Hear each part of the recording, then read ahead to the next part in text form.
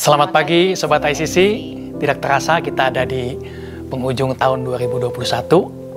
Kita percaya kita semua diberkati oleh Tuhan, penyertaan Tuhan begitu sempurna selama tahun 2021. Dan terlebih dari itu kita pun percaya ada sesuatu yang baik yang Tuhan akan persiapkan kita di tahun depan. Yang percaya sama-sama katakan amin. Nah, saat ini dalam kesempatan ini kami akan membagikan sesuatu mungkin masih berhubungan dengan Natal karena kita masih bulan Desember ya.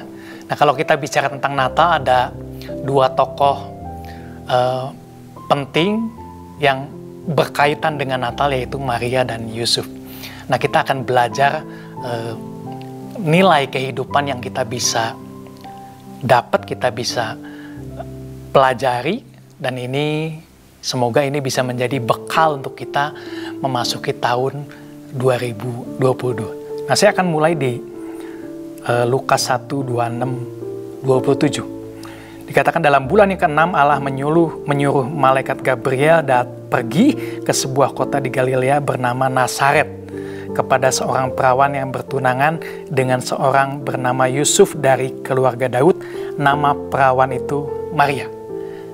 Nah, saya percaya kita semua sudah tahu cerita tentang ini, ya. Dan dikatakan di sini Yusuf dan Maria itu berasal dari Nazaret. Saudara, Nazaret itu sebuah kota yang bahkan bisa dikatakan ini sebuah desa pertanian yang kecil di atas bukit dan jauh dari jalur perdagangan utama. Artinya, tempat ini bukan sesuatu kota yang maju, bahkan bisa dibilang mungkin ini kota yang miskin atau mungkin terbelakang. Bahkan menurut penelitian arkeologi, jumlah penduduk Nazaret pada saat itu mungkin hanya berkisar antara 120 sampai 150 orang. Jadi pada saat itu, jika orang hendak mencari Mesias atau sesuatu yang lain, mungkin Nazaret berada dalam urutan yang paling terakhir. Karena masih banyak kota-kota besar lainnya yang lebih maju, lebih besar seperti Yerusalem, Hebron, dan yang lain sebagainya. Bahkan respon orang saat itu ketika mendengar kata Nazaret, itu sesuatu yang tidak baik. Nah, kita bisa lihat pada saat Nathanael dibawa Filipus untuk bertemu Yesus, kita lihat respon Nathanael pada saat dia mendengar kata Nazaret. Di Yohanes 1:45-46 dikatakan Filipus bertemu dengan Nathanael dan berkata kepadanya, "Kami telah menemukan dia yang disebut oleh Musa dalam kitab Taurat dan oleh para nabi, yaitu Yesus, anak Yusuf dari Nazaret." Lalu kita lihat apa kata Nathanael. Dikatakan, mungkinkah sesuatu yang baik datang dari Nazaret? Saudara, jadi kita tahu konotasi orang ketika mendengar Nazaret itu bukan sesuatu yang baik. Nah, pertanyaannya, mengapa Tuhan memilih Maria dan Yusuf yang dari Nazaret? Yang konotasinya dikatakan sesuatu yang tidak baik. Nah, saya percaya Tuhan tidak salah pilih orang. Ada sesuatu yang baik dari Maria dan Yusuf. Bagaimana Tuhan melihat manusia itu berbeda dengan bagaimana cara manusia melihat. Nah, kita akan lihat apa yang Tuhan lihat dari Maria dan Yusuf. Kita lihat dari bagaimana cara Maria dan Yusuf merespon saat firman Tuhan itu datang kepadanya. Nah, pertama kita lihat respon Maria. Di Lukas 1:37-38 dikatakan demikian. Pada saat malaikat Tuhan datang pada Maria, dikatakan malaikat Tuhan bilang begini, "Sebab bagi Allah tidak ada yang mustahil." Kemudian kata Maria, "Sesungguhnya aku ini adalah hamba Tuhan. Jadilah padaku menurut perkataanmu itu." Lalu malaikat itu meninggalkan dia. Begitu juga dengan Yusuf. Kita lihat apa yang menjadi respon Yusuf. Di Matius 1:23-24 dikatakan demikian. "Sesungguhnya anak darah itu akan mengandung dan melahirkan seorang anak laki-laki, dan mereka akan menamakan dia Immanuel, yang berarti Allah menyertai kita." Jadi ini perkataan malaikat Tuhan yang datang menyampaikan pada Yusuf. Dan kita lihat respon Yusuf sesudah bangun dari tidurnya. Yusuf berbuat seperti yang diperintahkan malaikat Tuhan itu kepadanya. Jadi saudara, Maria walaupun berumur belasan tahun, tapi responnya dia seperti orang dewasa. Dia memiliki tanggung jawab. Begitu juga dengan Yusuf. Jadi kalau ada orang bilang, mungkinkah sesuatu yang baik datang dari Nazaret? Jawabannya adalah sangat mungkin. Nah, apa relevansinya dengan kita? Saudara, keadaan sekeliling itu bisa mempengaruhi kita. Apakah perkataan, tindakan, situasi, kondisi. Tapi ini tergantung bagaimana kita meresponinya. Kita memang tidak bisa mencegah, menghalangi apa yang di luar datang. Tapi kita bisa mengendalikan diri kita sendiri. Jadi kita tidak bisa menyalahkan apa yang di luar. Tapi seharusnya kita bisa menyaring, bisa memilih, memutuskan mana yang hendak kita terima atau tidak. Dengan kata lain, setiap kita harus punya benteng pertahanan masing-masing. Amsal 25:28 dikatakan, orang yang tak dapat mengendalikan diri seperti kota yang roboh temboknya. Tanpa benteng pertahanan, hidup kita dikendalikan dari luar, bukan kita sendiri yang mengendalikan. Jadi, bicara tentang pengendalian diri, ini berhubungan erat dengan kedewasaan seseorang. Kita mungkin sering lihat waktu kecil, kalau ada anak nangis, dia bisa guling-guling di jalan dimanapun. Karena dia belum dewasa, belum bisa mengendalikan diri. Tapi semakin besar tanggung jawab seseorang, dia semakin bisa mengendalikan dirinya. Seharusnya seperti itu. Sehingga kedewasaan seseorang bukan dilihat dari usia orang tersebut, tapi bagaimana dia mengendalikan dirinya. Dan pada saat dia bisa mengendalikan dirinya, dia semakin dapat dipercayakan, dan pada akhirnya dia menjadi teladan. Dan ini yang terjadi pada Maria dan Yusuf. 1 Timotius 4:12 dikatakan demikian. Jangan seorang pun menganggap engkau rendah karena engkau muda. Jadilah teladan bagi orang-orang percaya dalam perkataanmu, dalam tingkah lakumu, dalam kasihmu, dalam kesetiaanmu, dan dalam kesucianmu. Orang mungkin bisa bilang kita berasal dari Nazaret. Namun jika kita bisa mengendalikan diri kita, kita bisa menjadi teladan bagi banyak orang. Yang percaya, katakan amin. Nah, selanjutnya kita akan melihat bagaimana Maria, Yusuf menunjukkan keteladanan mereka saat meresponi firman Tuhan yang datang pada mereka. Nah, kita akan lihat di Lukas 1 ayat 34. Lukas 1 ayat 34. Kata Maria kepada malaikat itu, bagaimana hal itu mungkin terjadi karena aku belum bersuami. Di sini Maria tidak meragukan apa yang dikatakan oleh malaikat Gabriel. Tapi dia hanya ingin mengetahui bagaimana cara Tuhan melakukannya.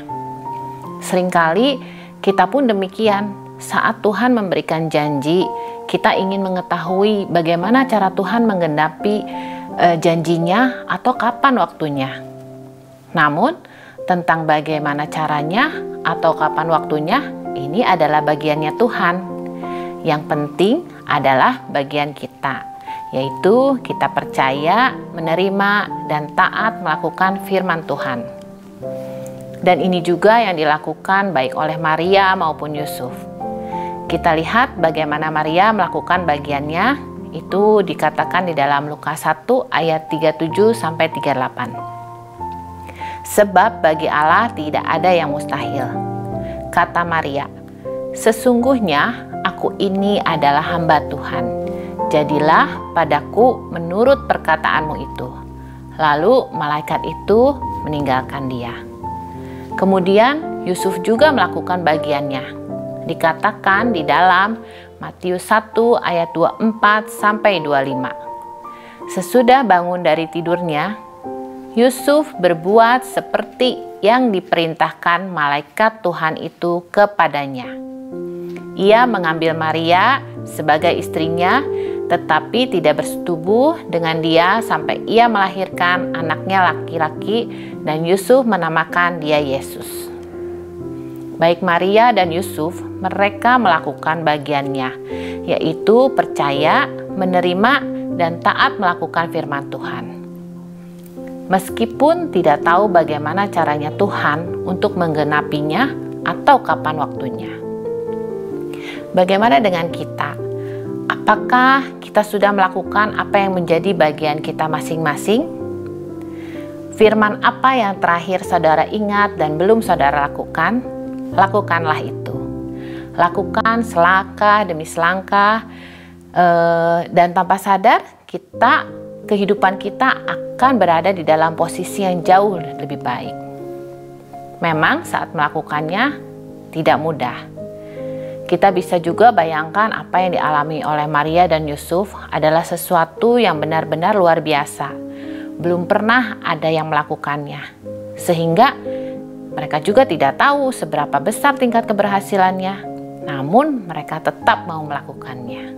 Jadi saudara, kita bisa lihat keteladanan Maria dan Yusuf itu ditunjukkan bukan hanya dengan perkataan, respon mereka, tapi mereka pun melakukan dengan tindakan. Mereka mau melakukan bagiannya. Saudara bisa bayangkan Yusuf melakukan bagiannya, dia tidak bersetubuh sampai Maria itu melahirkan. Ya, dan Maria juga sama. Mereka melakukan. Jadi kedewasaan mereka terlihat sekali pada saat dia berespon dengan penuh kedewasaan, bisa mengendalikan diri. Ya, semakin dapat dipercaya, dan mereka bukan hanya berkata-kata tapi mereka melakukan bagiannya. Meskipun kita tahu resikonya cukup besar. Ya, kita coba bayangkan Maria, kalau orang pada saat itu tahu Maria mengandung sebelum tinggal bersama dengan Yusuf, Maria bisa dirajam oleh batu, dia bisa mati. Ya. Dan bahkan mungkin reputasi keluarga dan dirinya hancur. Bagaimana kalau Yusuf akhirnya menolak Maria? Bukankah masa depan Maria itu hancur berantakan? Demikian juga Yusuf. Kita tahu dikatakan Yusuf ini keturunan Daud. Ya, orang tahu siapa Yusuf. Ya. Dan mungkin ketika Yusuf mengambil keputusan dia tetap bersama dengan Maria, mungkin banyak orang yang menentangnya. Tapi Yusuf tetap mau melakukan itu. Ya, walaupun tahu resikonya. Dan kita bisa lihat akhir ceritanya, bagaimana kita lihat penyertaan Tuhan, penyediaan Tuhan begitu nyata atas kehidupan Maria dan Yusuf. Jadi Tuhan sudah mempersiapkan segala sesuatunya dengan detail untuk Maria dan Yusuf. Bahkan Tuhan mempersiapkan Elisabet untuk Maria. Saudara tahu, kita tahu Elisabet mengalami hal yang sama dengan Maria. Elisabet seorang yang sudah menikah dengan Zakaria dan sudah lanjut usia. Jadi tidak mungkin melahirkan anak. Tapi malaikat Tuhan, malaikat yang sama Gabriel, datang kepada Zakaria dan mengatakan Elisabet akan melahirkan. Dan kita tahu Yohanes Pembaptis yang dilahirkan oleh Elisabet. Saudara, dan pada satu ketika Tuhan mempertemukan Elisabet dengan Maria. Bahkan dikatakan Elisabet sudah mengandung terlebih dahulu 6 bulan lebih awal dari Maria. Nah, kita lihat di Lukas 1:26 versi bahasa Indonesia masa kini dikatakan, ketika Elisabet sudah mengandung 6 bulan, Allah menyuruh malaikat Gabriel pergi ke Nazaret, ke sebuah kota di Galilea. Jadi sesudah itu malaikat Gabriel sesudah 6 bulan datang kepada Maria. Dan dikatakan di Lukas 1:56 dikatakan, dan Maria tinggal kira-kira 3 bulan lamanya bersama dengan Elisabet, lalu pulang bersama kembali ke rumahnya. Saudara, berarti saat kandungan berusia 9 bulan, baru pada saat itu mungkin Elisabet sudah melahirkan Yohanes Pembaptis, saat itu Maria kembali ke rumahnya. Saudara bisa bayangkan, selama 3 bulan Maria tinggal bersama Elisabet. Nah, saya percaya karena mereka berdua-dua mengalami hal yang sama. Mungkin ibu-ibu ketemu, wah ramai bicaranya ya. Pasti mereka membicarakan hal yang sama. Malaikat Gabriel datang sama kita. Kita berdua tidak mungkin melahirkan, tapi akhirnya mungkin. Yang satu sudah lanjut usia, yang satu perawan. Jadi Maria itu merasa dikuatkan, dipelengkapi, diteguhkan, mendapat pengajaran nasihat oleh Elisabet. Maka oleh karena itu dikatakan Maria itu tinggal bukan 1 hari, tapi 3 bulan. Ya, mungkin Maria bisa memutuskan 3 hari dia kembali pulang. Tapi kenapa dia memutuskan sampai 3 bulan? Karena dia mendapatkan kekuatan di sana pada saat bertemu dengan Elisabet. Dan yang menarik dikatakan bahwa entah bagaimana pertemuan ini, mungkin Maria mendengar tentang Elisabet. Dan Maria yang datang menemui Elisabet. Ya. Dan Maria melihat bagaimana Tuhan menunjukkan caranya. Karena kita tahu di awal Maria mempertanyakan, Tuhan bagaimana caranya? Dan luar biasa Tuhan menyingkapkan itu bagaimana caranya dengan Maria melihat sendiri pekerjaan Tuhan, penyertaan Tuhan yang luar biasa terjadi pada Elisabet. Nah, sepulang dari Elisabet, saya percaya Maria menjadi orang yang lebih kuat daripada sebelumnya. Saudara, kenapa? Karena dia bertemu dengan Elisabet yang memang Tuhan sudah persiapkan. Saudara, demikian juga kita. Ya, kita ini berada dalam satu tubuh yang sama. Kita membutuhkan satu dengan yang lainnya. Dan tubuh Kristus adalah Kristus sendiri kepalanya. Dan tubuh Kristus ini dirancangkan oleh Tuhan untuk kebaikan kita semua. Dalam tubuh Kristus ada pemeliharaan, ada penyediaan, ada kekuatan. Kita diperlengkapi, kita dibentuk, dan setiap anggota menerima pertumbuhannya sendiri. Jadi setiap orang yang percaya tidak dipilih Tuhan untuk menjadi kuat atau hebat sendiri. Saudara, bisa saja Maria merasa hebat sendiri karena dia sudah bertemu dengan malaikat Gabriel. Ya.